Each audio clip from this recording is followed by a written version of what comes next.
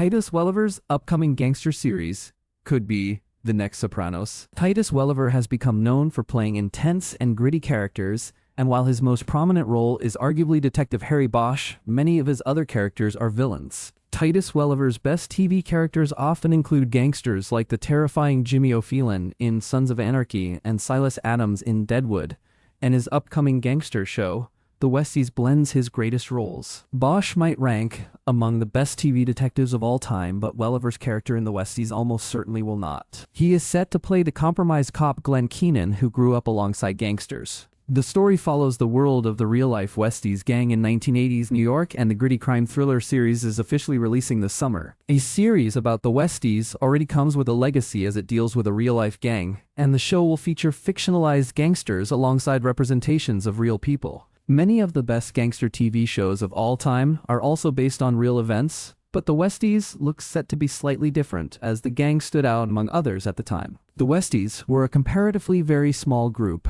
and far less organized than many of the slicker and more business-like gangs that are often the subject of TV shows and movies like The Mafia. While it is not yet clear how much of the Westies will be true to life, it has the potential for some truly brutal violence alongside larger-than-life characters. Titus Welliver's The Westies character Glenn Keenan is not directly based on a real person. This is often a recipe for success, making many gangster TV shows into icons of the genre like The Sopranos, Sons of Anarchy, and Boardwalk Empire. The best gangster characters in TV history generally define their shows, and The Westies has another extremely exciting cast member with J.K. Simmons Oz on board as the leader of the titular gang. The Westies is already attracting attention, but the show has another exciting ingredient. It is co-created by Chris Brancato, who also co-created Narcos in his third collaboration with MGM after the gangster masterpieces Hotel Cocaine and The Godfather of Harlem. While any gangster show will inevitably be compared to The Sopranos, The Westies looks to forge its own identity. The Westies is already being compared to great gangster shows, including The Sopranos. That said, The Westies and The Sopranos look as though they will only share a genre. It is too early to tell if The Westies will branch out into a psychological study, but this is what made The Sopranos iconic, rather than just a mafia show. It is likely that The Westies will carry a very different tone immediately.